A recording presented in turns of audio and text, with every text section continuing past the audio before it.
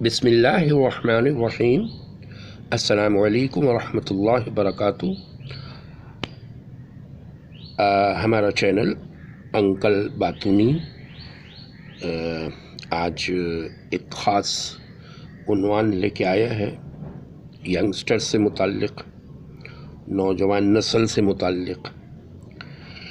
دیکھیں جی، ہماری نوجوان نسل جو ہے یہ ہمارا بہت بڑا سرمایہ ہے۔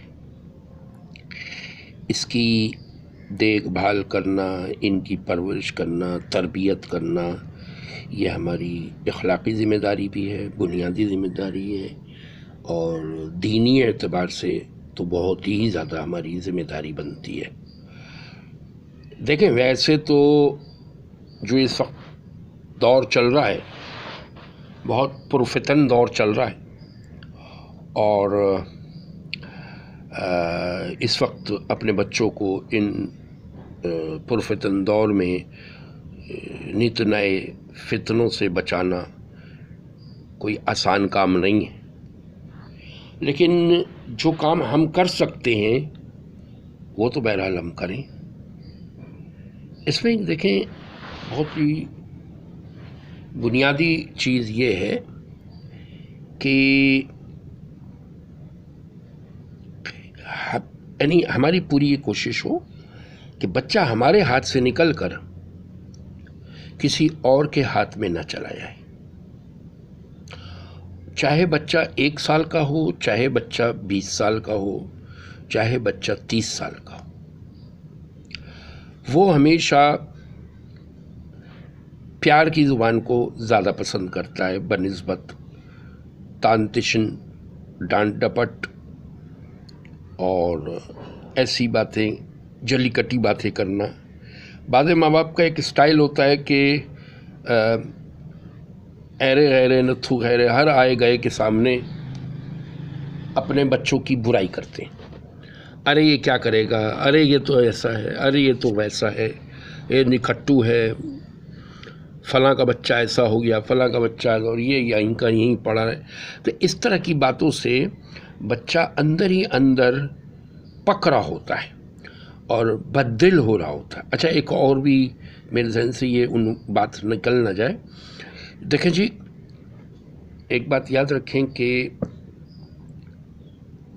ہر عمر کا فرد، چاہے وہ اس کی عمر 60 سال کی کیوں نہ ہو گئی ہو، یہ جو راگ رنگ ہے میوزک اور عورت، اتنی ظالم چیزیں ہیں کہ اس میں بڑے بڑے بہہ جاتے ہیں۔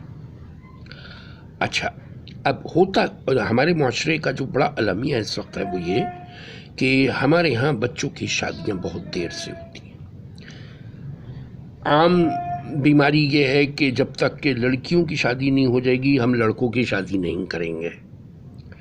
ایک تو عنوان یہ چلتا ہے۔ دوسرا ایک عنوان یہ چلتا ہے کہ اپنے پاؤں پہ نہیں کھڑا ہوا ہے۔ پھر یہ ہے کہ پاؤں پہ تو کھڑا ہو گیا ہے، لیکن ہم نے اتنی اس پہ بچے پہ محنت کی ہے تو کچھ اس سے فائدہ تو اٹھا لیں، چونکہ شادی ہوگی تو وہ جو آئے گی وہ اس کو لے جائے گی اور یہ الگ ہو جائے گا۔ تو عجیب عجیب قسم کے ماں باپ کے نظریات ہوتے ہیں جو ان کے ذہنوں میں چل رہے ہوتے ہیں۔ کوئی نہ کوئی وجہ بن جاتی ہے کہ شادی لیٹ ہو جاتی ہے۔ اچھا، یہ جو شادی کا لیٹ ہونا ہے، چاہے لڑکی ہو چاہے لڑکا ہو، اس میں جھنجھلاہٹ پیدا کرتا ہے، وہ ایک نیچرل چیز ہے۔ تو بہت ہی کوئی تقوی والا ہو اور بہت ہی، مگر بہرحال نفسیاتی طور پہ تو جھنجھلاہٹ آتی ہی ہے۔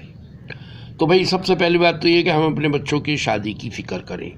اچھا، اگر کسی مجبوری سے ہم نہیں بھی کر رہے ہیں، کوئی مجبوری ہے نہیں کر سک رہے، بعضوں کے ہاں پیسے کی مجبوری ہوتی ہے، بعضوں کے ہاں جو بھی ہے، اس تفصیل میں جانے کی کیا ضرورت ہے۔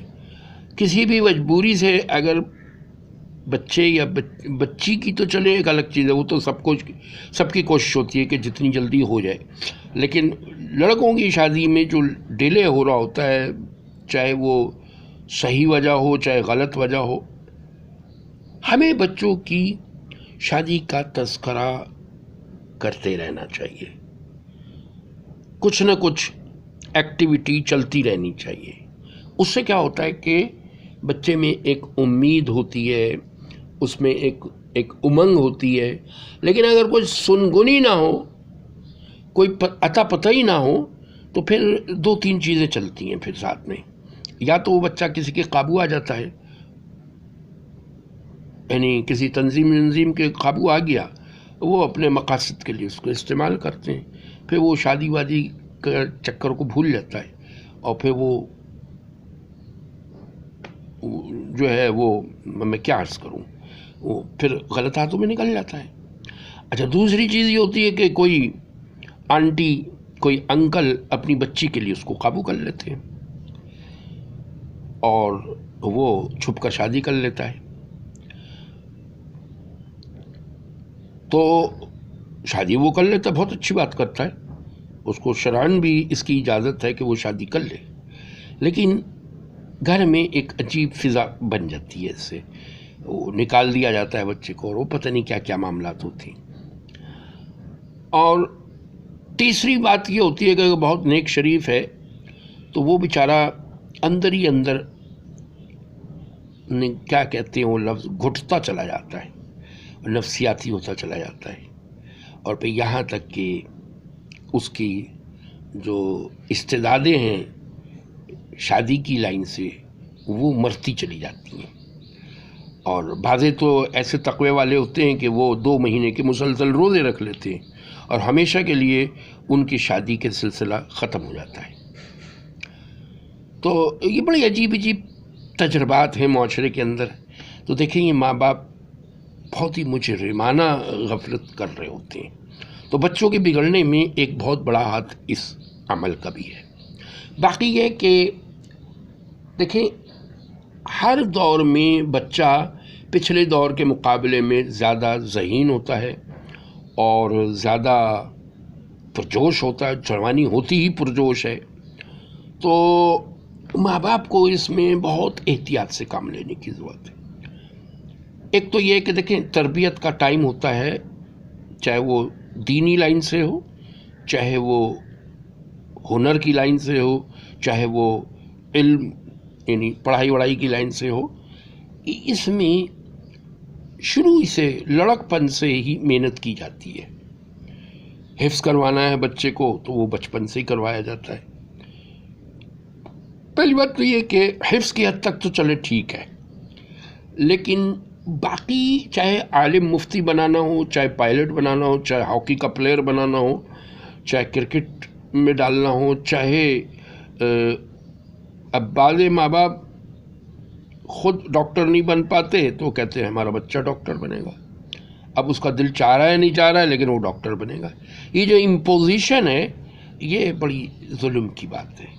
بچے کو اپنے جوہر دکھلانے کے لیے اس کی اپنی مرضی، اس کا اپنا ٹیسٹ، اس کا اپنا ٹیمپرامنٹ، یہ سب چیزیں چونکہ باہر کی دنیا میں یہی سب کچھ ہو رہا ہے. یہی وجہ ہے کہ بچے، خیر الگ بات ہے کہ وہاں کے بچے بھی سائیکو کیس بنتے ہیں، اس کی وجوہات دوسری ہیں. وہ ان کی ٹی شرٹس پہ لکھا ہوتا ہے ہو از مائی ڈیڈ. ان کے پاس ایک بہت خطرناک نفسیاتی گیپ ہوتا ہے کہ وہ اب ان کے پاس باپ کا رشتے کا کوئی خانہ نہیں ہوتا. وہ ڈیڈ 1 ڈیڈ 2 ڈیڈ 3 پتہ نہیں کیا نان سینس طریقہ ہے اور پتہ نہیں کیا. تو بہرحال تو یہ چند باتیں تھیں کہ بچوں کو اپریشیٹ کریں نماز کی لائن سے بھی، قرآن کی لائن سے بھی، اور جس لائن میں بھی ہم ان کو دیکھنا چاہتے ہیں تو ان کو اپریشیٹ کریں، ترغیب دیں. اگر وہ اس پہ آتے ہیں تو ٹھیک ہے، لیکن نماز روزہ اور قرآن کی لائن جو ہے یہ تو بھائی خود کر کے. کتنے ماں باپ ایسے ہیں کہ وہ چاہتے ہیں کہ بچہ نمازی بنے اور خود ان کی اپنی نماز کا کوئی پتہ نہیں ہوتا.